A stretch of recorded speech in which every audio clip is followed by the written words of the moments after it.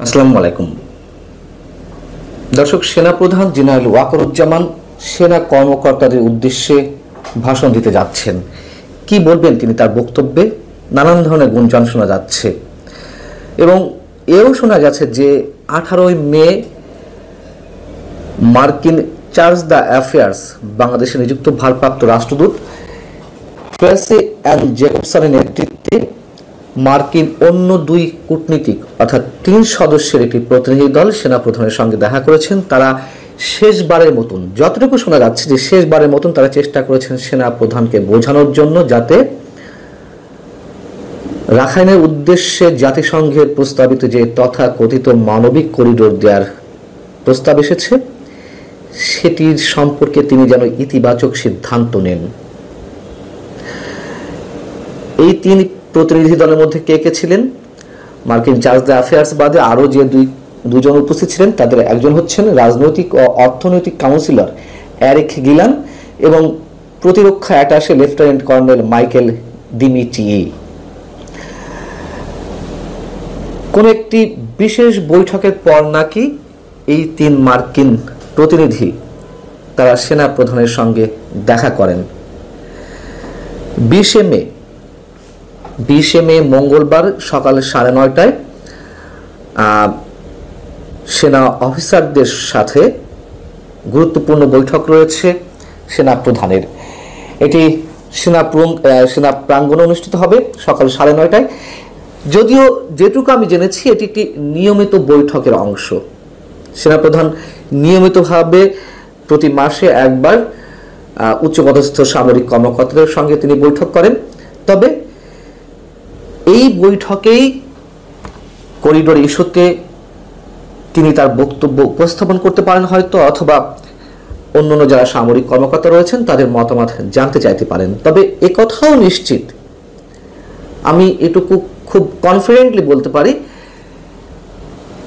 তথাকথিত মানবিক করিডোর ইস্যুতে সেনাপ্রধান একেবারেই বিপক্ষে এবং তার নেতৃত্বে হয়তো হাতে গোনা 2-1 বাদে আর সব সেনা সদস্য, সেনা কর্মকর্তা সবাই সেনা প্রধানের নেতৃত্বে একমত যে দেশের সার্বভৌমত্বের প্রশ্নে এক চুল তারা নড়তে চান না এবং সেনা প্রধানও ঠিক এ বিষয়ে একেবারেই অটল রয়েছেন এখনো তার সিদ্ধান্তে। 20 মে বা মঙ্গলবার সকালে যে বৈঠকটি অনুষ্ঠিত হবে সেখানে যে চিঠি ইস্যু করা হয়েছে সেখানে নাকি বলা রয়েছে যে কমব্যাট ইউনিফর্ম বা যুদ্ধ পোশাক পরে সেনা কর্মকর্তাদের বৈঠক অনুষ্ঠিত হতে হবে।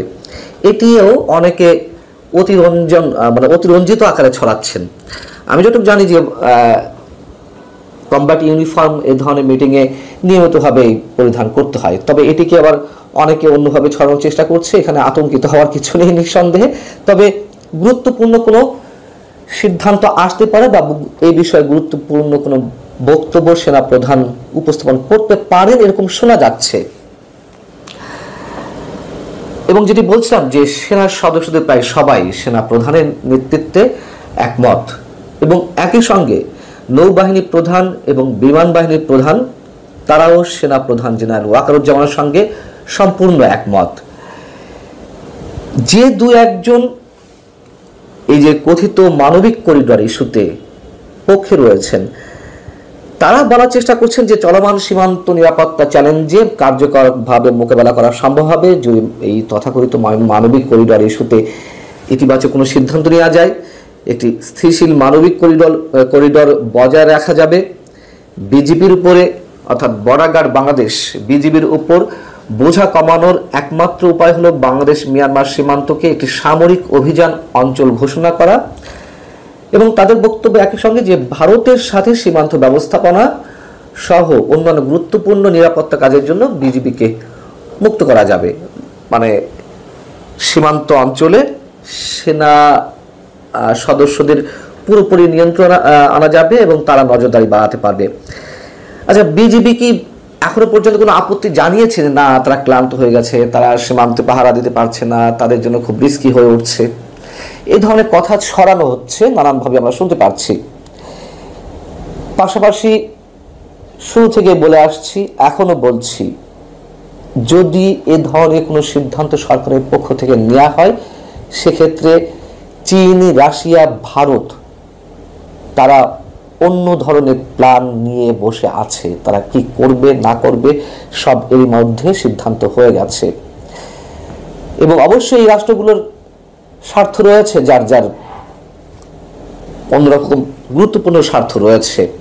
সেখানে যুক্তরাষ্ট্র এসে বাগড়া দিবে, তারা তো আর নিশ্চয় খুব সহজে মেনে নেবে না। আমাদের অভ্যন্তরীণ পর্যায়ে আমাদের রাজনৈতিক দলগুলোর মধ্যে এখন সবচেয়ে বড় যে রাজনৈতিক দল বিএনপিও দাবি জানাচ্ছে, তারা বলছে এটি নির্বাচিত সরকারের সিদ্ধান্ত নিতে হবে। কোনোভাবেই অন্তর্বর্তী সরকার এই সিদ্ধান্ত নিতে পারে না, এটি অন্তর্বর্তী সরকারের কাজ নয়।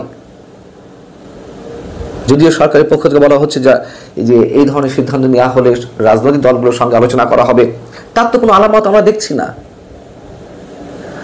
বন্দরগুলো বিদেশিদের হাতে তুলে দেওয়া হবে বলছে, রাজনৈতিক দলগুলোর সঙ্গে বসে আলোচনা করা হবে, কিন্তু নানান ধরনের গুঞ্জন শোনা যাচ্ছে, সত্যতা মিথ্যা সবকিছু মিশলে এক ধরনের ধোঁয়াশা তৈরি হয়েছে সাধারণ মানুষের মনে। সরকার স্পষ্ট করে বলছে না যে না, আমরা খুব শিগগির বা অমুক দিন এই রাজনৈতিক দলের প্রতিনিধিদের সঙ্গে আমরা বৈঠকে বসবো, তাও তো বলছে না। শুধু বলছে না সিদ্ধান্ত নিয়ে হবে সবার সাথে আলোচনা করে। এদিকে প্রধান উপদেষ্টা প্রেস সচিব তিনি গলা চড়িয়ে বলছেন যে এই সরকারের সবকিছু সিদ্ধান্ত নেওয়ার ক্ষমতা আছে। জামায়াত ইসলামী তারাও এই কথিত মানবিক করিডর ইস্যুতে পুরোপুরি বিপক্ষে অবস্থান নিচ্ছে।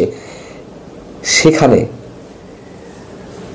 আমাদের প্রধান উপদেষ্টার আশীর্বাদ পুষ্ট যে রাজনৈতিক দল জাতীয় নাগরিক পার্টি বা এনসিপি, তারা পুরো বাংলাদেশ নিয়ে এতটাই চিন্তিত, সংবিধান ছুঁড়ে ফেলে নতুন প্রোক্লামেশন জারি করতে চায়, পুরো বাংলাদেশ উল্টে পাল্টে দিচ্ছে। কিন্তু এই ইস্যুতে, এই যে কথিত মানবিক করিডোর ইস্যুতে একটা টু শব্দটি উচ্চারণ করেনি, পক্ষে বা বিপক্ষে, একেবারে মুখে কুলু পেটে আছে। সেখানেই আমাদের সন্দেহ, আসলে কি হতে যাচ্ছে, কি করতে যাচ্ছে সরকার, কার প্রেসক্রিপশনে কাজ করছে। এবং এটি কিন্তু একেবারে ছোট কোনো ইস্যু নয়, যেখানে এই যে নতুন রাজনৈতিক দল এনসিপি, যাদেরকে কিংস পার্টি বলা হচ্ছে, তারা একেবারেই নির্বাকে ইস্যুতে। তার মানে সরকার এটি করতে যাচ্ছে আমরা ধরে নেব, এবং সরকারের সাথে তারা রয়েছে, তাদের ইন্ধনে, তাদের নেতৃত্বে, তাদের সব কিছুতে সরকার পরিচালিত হচ্ছে, এটা ডক্টর মোহাম্মদ ইউনূসই বলেন। সেই তারা যখন কিছু বলছে না, অবশ্যই ডাল মে কুছ কালা হে, কিছু একটা ঘটতে যাচ্ছে, এটা আমরা ধরে নিতেই পারি। কিন্তু শেষমেশ মানুষ কি মেনে নেবে, গ্রহণ করবে এগুলো? আমাদের সমস্যা হচ্ছে আমরা ইতিহাস থেকে কোনো শিক্ষা গ্রহণ করি না। দেখা যাক আসলেই সেনাপ্রধান কোনো বক্তব্য দিতে যাচ্ছেন কিনা, তিনি কিছু বলেন কিনা এ বিষয়ে।